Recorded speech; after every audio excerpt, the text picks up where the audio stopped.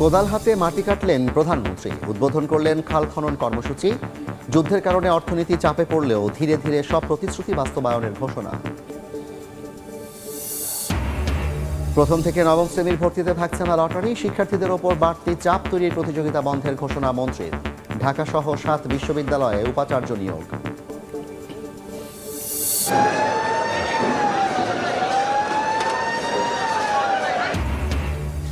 স্বজনের সঙ্গে ঈদ করতে রাজধানী ছাড়ছে মানুষ, যাত্রী বোঝাই করে ছাড়ছে লঞ্চ, বাস ট্রেনেও চাপ। বাড়তি ভাড়া মিলে কঠোর ব্যবস্থার হুঁশিয়ারি মন্ত্রীর।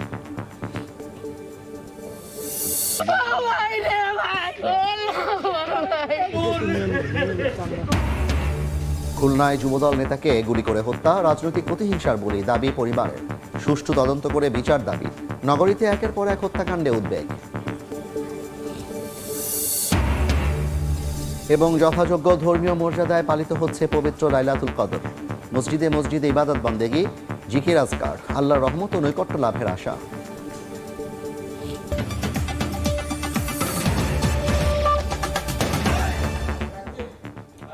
জনপদের সময়ের সঙ্গে আছি আমি জাফর সাদিক। নির্বাচনী প্রতিশ্রুতি অনুযায়ী এবার খাল খননে প্রধানমন্ত্রী তারেক রহমান। দিনাজপুরের সাহাপাড়া খালের মাটি কাটার মধ্য দিয়ে দেশ জুড়ে এ কর্মসূচির উদ্বোধন করেন তিনি। এতে অংশ নেন নারী পুরুষ সহ কয়েকশো মানুষ। এ সময় যুদ্ধ পরিস্থিতিতে অর্থনীতিতে চাপ পড়লেও ধীরে ধীরে সব ওয়াদা বাস্তবায়নের ঘোষণা দেন তারেক রহমান।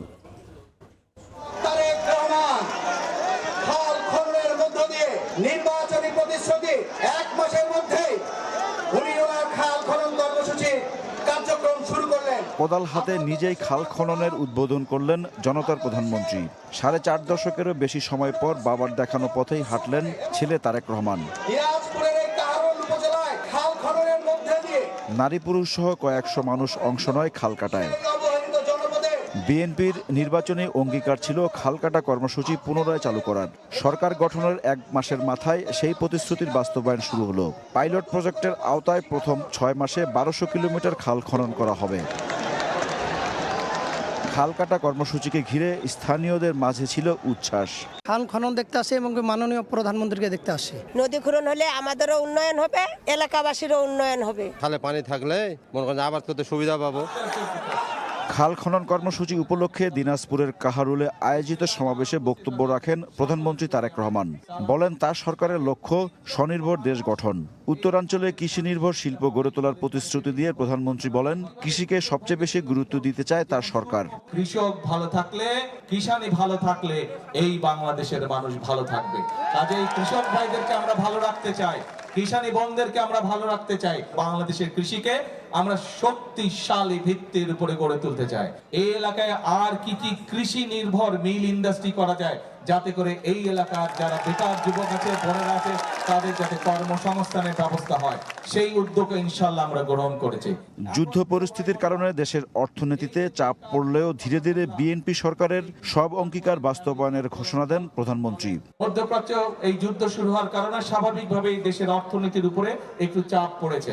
তারপরেও যে ওয়াদা করেছি আমরা, সেগুলো কিন্তু আমরা ধীরে ধীরে ইনশাআল্লাহ বাস্তবায়নের কাজ এরই ভিতরে আমরা শুরু করেছি। কৃষক ভাইদের জন্য কিন্তু যেমন সুদ মওকুফ করেছি, আজকে খাল কাটার কাজ শুরু করেছি।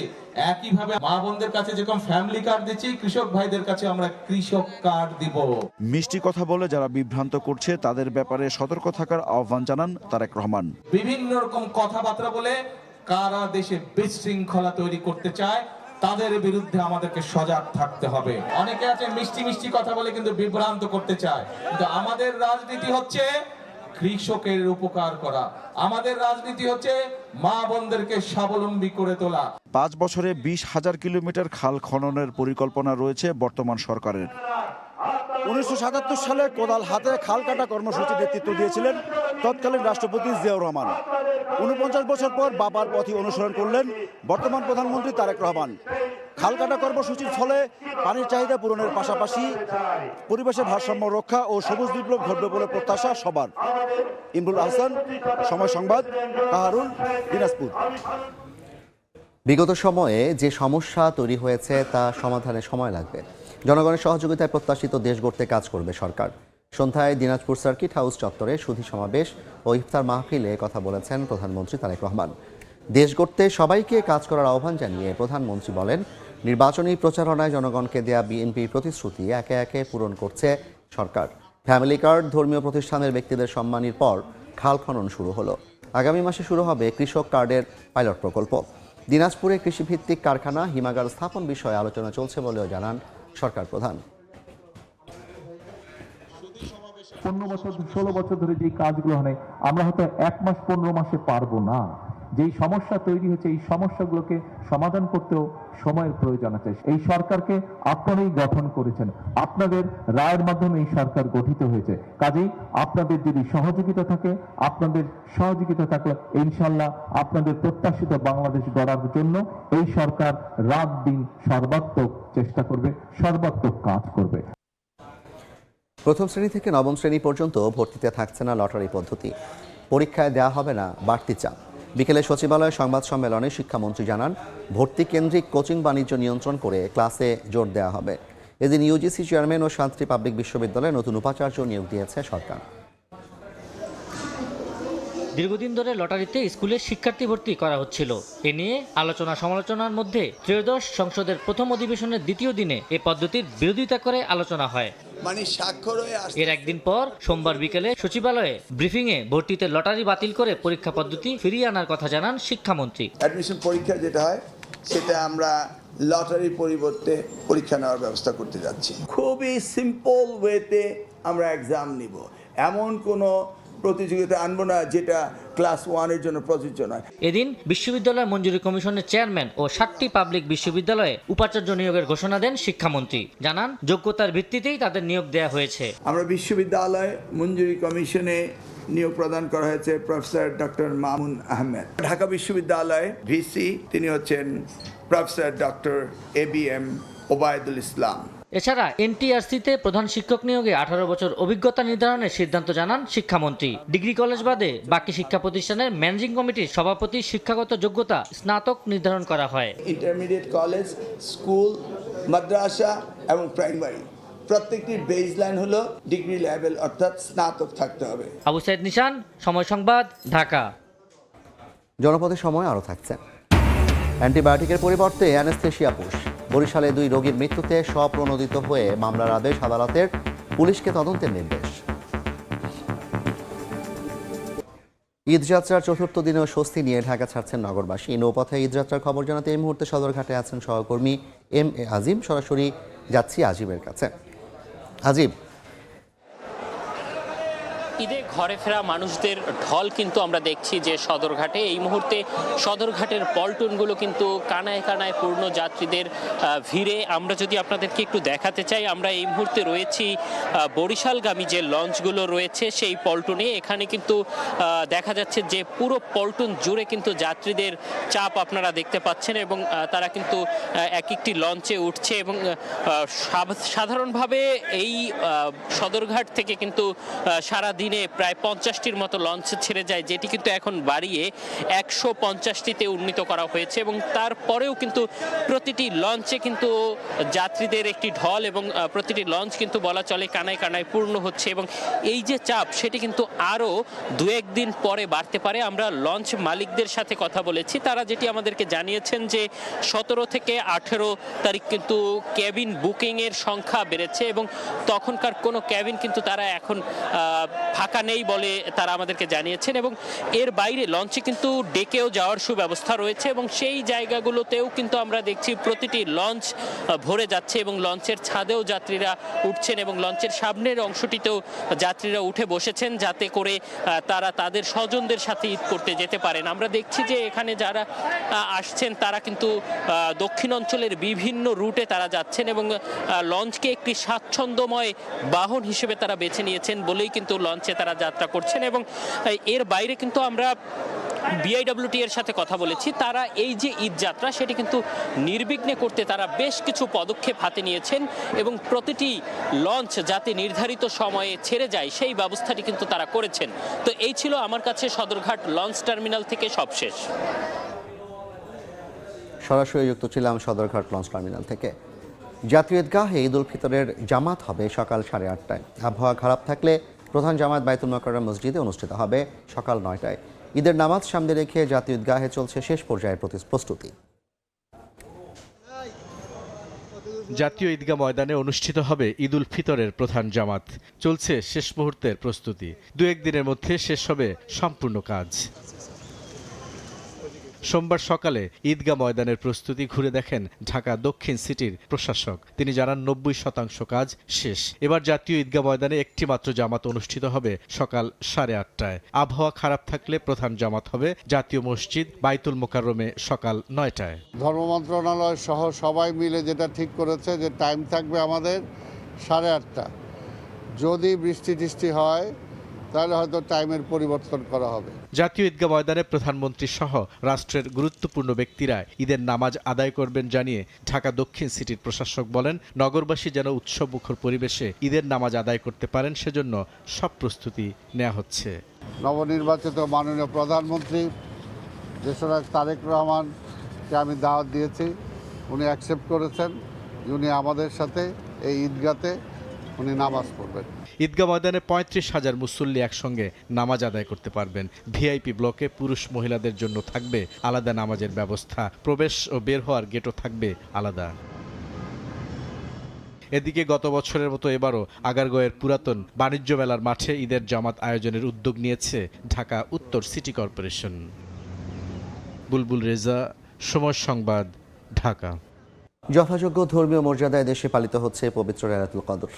ইবাদত বন্দেগীতে জিকির আজকারে ব্যস্ত ধর্মপ্রাণ মুসল্লিরা। আল্লাহর রহমত ও নৈকট্য লাভের আশায় মসজিদে মসজিদে চলছে দোয়া। পবিত্র লাইলাতুল কদর বা শবে কদর মুসলমানদের কাছে অত্যন্ত মহামান্বিত ও পুণ্যময় এক রাত। আল্লাহর রহমত ও ক্ষমা লাভের আশায় ইবাদত বন্দেগী জিকির আজকারে রাত্রি পার করেন ধর্মপ্রাণ মুসল্লিরা। মহান আল্লাহর সন্তুষ্টি লাভের আশায় মসজিদে মসজিদে চলে নফল নামাজ, মোনাজাত। ধর্মীয় বিশ্বাস অনুযায়ী এই রাতেই পবিত্র কোরআন অবতীর্ণ হয়েছিল। বলা হয়ে থাকে 20 রমজানের পর যে কোনো বিজোড় রাতে শবে কদর হতে পারে, তবে 26 রমজানের দিবাগত রাতেই শবে কদর আসে বলে অভিমত অধিকাংশ আলেমের। আল্লাহর হাবিব সাল্লাল্লাহু আলাইহি ওয়াসাল্লাম নির্দিষ্ট করে নাই একেবারে যে 27এই কদর রাত হবে এমনটি না, বরং আল্লাহর হাবিব বলেছেন যে তোমরা রমজানের শেষ দশকের বেজোড় রাতগুলোতে তোমরা লাইলাতুল কদর তালাশ করো। তবে অধিকাংশ উলামায়ে কেরাম 27কে বেশি প্রাধান্য দিয়েছেন। আলেমদের মতে মুমিনদের দোয়া কবুলের জন্য উত্তম রাত শবে কদর। যদি এই এক রাত কেউ ইবাদত বন্দেগী করে তাহলে এই 83 বছর 4 মাস লাগাতার এই লোক ইবাদত করে যতটা মর্তবা পেয়েছে, যতটা মর্যাদাবান হয়েছে, কেউ যদি এক রাত ইবাদত করে তার চেয়ে বেশি মর্তবা, তার চেয়ে বেশি মর্যাদা এই ব্যক্তি পেয়ে যাবে। শবে কদর উপলক্ষে 27 রমজান সরকারি ছুটির আওতায় থাকবে সারা দেশের সরকারি বেসরকারি অফিস আদালত। তুষার আহমেদ ইমন, সময় সংবাদ, ঢাকা। জনপদের সময় আরও থাকছে। ঈদের ছুটিতে জ্বালানি স্বাভাবিক রাখাই বড় চ্যালেঞ্জ। আগে পরে চট্টগ্রাম বন্দরে আসছে 7টি জাহাজ। আমদানি পণ্য দ্রুত ছাড়ে বিশেষ টিম গঠন কাস্টমসের।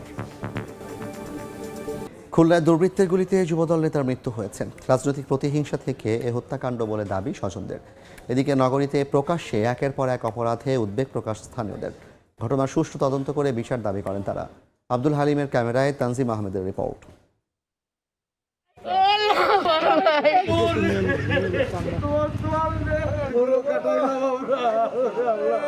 মর্গে নিথর দেহ, সামনে স্বজনদের আহাজারি। ঘাতকের বুলেট কেড়ে নিয়েছে যুবদল নেতা রাসুর প্রাণ। সোমবার সকালে নগরীর কেডিএ কল্পতরু মার্কেটের পাশে নিজ দোকানে বসেছিলেন ব্যবসায়ী রাশিকুল নাম রাসু। এ সময় মোটরসাইকেলে আসা 3 দুর্বৃত্ত তাকে লক্ষ্য করে এলোপাতাড়ি গুলি ছোড়ে। মাথায় গুলিবিদ্ধ হন রাসু। আশঙ্কাজনক অবস্থায় তাকে উদ্ধার করে খুলনা মেডিকেলে নিলে চিকিৎসক মৃত ঘোষণা করেন। স্বজনদের দাবি রাজনৈতিক প্রতিহিংসার শিকার হলেন রাসু। 3 জন আসছিল, ম্যানেজারের একজন অস্ত্র ঠেকাইছে, তার সাহেবরা গুলি করেছে একজনে, আর একজন মোটরসাইকেলে দূরে ছিল। ওর উপর বারবার করে ওর উপরে আক্রমণ করা হয়েছে, বারবার করে। আমাদের কেন জানি মনে হয়েছে একদম সম্পূর্ণ প্ল্যানিং অনুসারে এটা হয়েছে। যেভাবে হত্যাকাণ্ড সংঘটিত হচ্ছে খুলনা শহরে, কেউ কিন্তু আজকে আমরা নিরাপদ না, না রাজনীতিবিদ, না ব্যবসায়ী, না চাকরিজীবী, না সাধারণ মানুষ। আমরা এর থেকে খুলনাবাসী পরিত্রাণ চাই। তদন্ত করে জড়িতদের বিরুদ্ধে ব্যবস্থা নেওয়ার কথা জানিয়েছে পুলিশ। তার সঙ্গে একটা গ্রুপের বিরোধ আছে। আগে সে একবার একজন আসামিকে অস্ত্রসহ ধরিয়ে দিয়েছিল, আর তার বিরুদ্ধেও বেশ কয়েকটি মামলা রয়েছে। এখন তার প্রতিপক্ষ কারা আমরা জানতে পারিনি। আমরা তদন্ত করে বের করে প্রয়োজনীয় ব্যবস্থা নেব এবং আসামিদেরকে গ্রেপ্তার করে আইনের আওতায় আনব। রাশিকুল নাম রাসু, দৌলতপুর থানা যুবদল নেতা। তানজিম আহমেদ, সময় সংবাদ, খুলনা। বরিশাল শেরেবাংলা মেডিকেল কলেজ হাসপাতালে ভুল চিকিৎসায় 2 রোগীর মৃত্যুর ঘটনায় স্বপ্রণোদিত হয়ে মামলা করেছেন আদালত। অতিরিক্ত চিফ মেট্রোপলিটন ম্যাজিস্ট্রেট আদালতের বিচারক KM শরীয়তুল্লাহ পুলিশকে অনুসন্ধান করে তদন্ত প্রতিবেদন জমা দেওয়ার নির্দেশ দেন। অপরদিকে হাসপাতালের গঠিত কমিটি নির্ধারিত সময় তদন্ত কার্যক্রম শেষ করেছে। দোষীকে বিচারের আওতায় আনতে সুপারিশপত্র জমা দেওয়া হয়েছে বলে জানিয়েছেন হাসপাতাল পরিচালক। রোববার অ্যান্টিবায়োটিকের পরিবর্তে অ্যানেস্থেশিয়া পুশ করেন নার্স। 5 মিনিটের ব্যবধানে মারা যান 2 রোগী। ঈদের ছুটিতে দেশের আমদানি রপ্তানি বাণিজ্যের পাশাপাশি জ্বালানি তেলের সরবরাহ ব্যবস্থা স্বাভাবিক রাখাই চ্যালেঞ্জ হয়ে দাঁড়িয়েছে। ঈদের আগে এবং পরে ডিজেল, LNG ও জেট ফুয়েল নিয়ে 7টি জাহাজ চট্টগ্রাম বন্দরে আসার কথা রয়েছে। জ্বালানি সহ আমদানি পণ্য দ্রুত ছাড়তে বিশেষ টিম গঠন করেছে কাস্টমস চট্টগ্রাম শাখা। অংশীজনদের সহায়তা পেলে জ্বালানি সংকট হবে না বলে আশা কর্তৃপক্ষের। শাখা কর্তৃপক্ষ ক্যামেরায় বিস্তারিত জানাচ্ছেন কমল দে। চট্টগ্রাম বন্দর এবং বন্দরের বহির্নোঙরে এই মুহূর্তে জ্বালানিবাহী 4টি জাহাজের অবস্থান রয়েছে, যেগুলো ছোট লাইটার এবং মাদার ট্যাঙ্কারে জ্বালানি খালাস করছে। এর বাইরে 17 মার্চ 75,000 মেট্রিক টন LNG নিয়ে প্রাচী এবং 20 মার্চ 70,671 মেট্রিক টন LNG নিয়ে সোনেনগাল বেঙ্গুরা নামে 2টি জাহাজ চট্টগ্রাম বন্দরে আসার জন্য কাগজপত্র জমা দিয়েছে। বাংলাদেশে আগমনের জন্য যে সমস্ত জাহাজগুলো থাকে তাদেরকে প্রাধিকার বার্তিং দেওয়া এবং আউটার অ্যাঙ্করে যদি তাদের পণ্য খালাসের যে নিরাপত্তার ব্যবস্থা রয়েছে সেটা বাংলাদেশ নৌবাহিনী এবং কোস্টগার্ডের সমন্বয়ে আমরা এটাকে সুনিশ্চিত করছি। তবে 24 মার্চ থেকে 27 মার্চের মধ্যে 1 লাখ মেট্রিক টন ডিজেল নিয়ে 4টি জাহাজ এবং 20,000 মেট্রিক টন জেট ফুয়েল নিয়ে আরও একটি জাহাজ চট্টগ্রাম বন্দরে আসার কথা রয়েছে। জাহাজ থেকে তেল খালাস, পাম্প এবং ভোক্তা পর্যায়ে নিয়ে যাওয়ার ব্যাপারে যাতে কোনো গাফিলতি না হয় এই ব্যাপারে সবাইকে সজাগ ভূমিকা রাখতে হবে। এদিকে ঈদের দীর্ঘ বন্ধে আমদানি এবং রপ্তানিবাহী কন্টেনার উঠানামার পাশাপাশি গন্তব্যে পৌঁছাতে 21টি অফডককে নিরবিচ্ছিন্ন ডিজেল সরবরাহের দাবি জানিয়েছে বিগডা। ট্রাক, কাভার্ড ভ্যান এবং বেসরকারি অফডকগুলোতে যে ডিজেল বা জ্বালানি তেলের প্রয়োজনটা রয়েছে সেই প্রয়োজন অনুযায়ী জ্বালানি তেলের সরবরাহটা নিশ্চিত করতে হবে। ঈদের বন্ধে জ্বালানি সহ সব ধরনের আমদানি পণ্য দ্রুত ছাড় করাতে 5টি বিশেষ টিম গঠন করেছে চট্টগ্রাম কাস্টম হাউস। প্রত্যেকটা জায়গাতেই অফিসাররা অ্যাপয়েন্টেড থাকবে, তারা তাদের স্ব দায়িত্ব পালন করবে। এক্ষেত্রে আমদানি এবং রপ্তানি কার্যক্রম স্মুথলি চলবে আশা করছি। অবশ্য শুধুমাত্র ঈদের দিন 6 ঘন্টা ছাড়া বন্ধের বাকিটা সময় পুরোদমে সচল থাকবে চট্টগ্রাম বন্দরে জাহাজ বেরোনো এবং কন্টেনার উঠানামা। এবার নতুন করে সংকট সৃষ্টি হচ্ছে ঈদের বন্ধে জ্বালানি তেলের সরবরাহ লাইন স্বাভাবিক রাখা। আর তাই দেশের আমদানি রপ্তানি বাণিজ্য এবং জ্বালানি সংকট কাটাতে সবগুলি সংস্থাকে একযোগে কাজ করার তাগিদ ব্যবসায়ীদের। কমল দে, সময় সংবাদ, চট্টগ্রাম। জনপদের সময় শীর্ষ সংবাদগুলো জানিয়ে দিচ্ছে আরেকবার। কোদাল হাতে মাটি কাটলেন প্রধানমন্ত্রী, উদ্বোধন করলেন খাল খনন কর্মসূচি। যুদ্ধের কারণে অর্থনীতি চাপে পড়লেও ধীরে ধীরে সব প্রতিশ্রুতি বাস্তবায়নের ঘোষণা। প্রথম থেকে নবম শ্রেণীর ভর্তিতে থাকছে না লটারি, শিক্ষার্থীদের ওপর বাড়তি চাপ তৈরির প্রতিযোগিতা বন্ধের ঘোষণা মন্ত্রীর। ঢাকা সহ 7 বিশ্ববিদ্যালয়ে উপাচার্য নিয়োগ।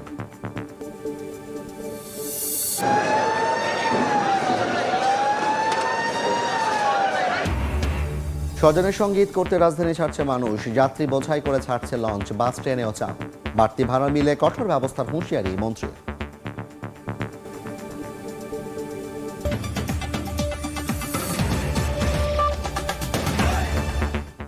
এই ছিল জনপদের সময়। রাতের সময় নিয়ে আসছি কিছুক্ষণ পর, সঙ্গে থাকুন সময়।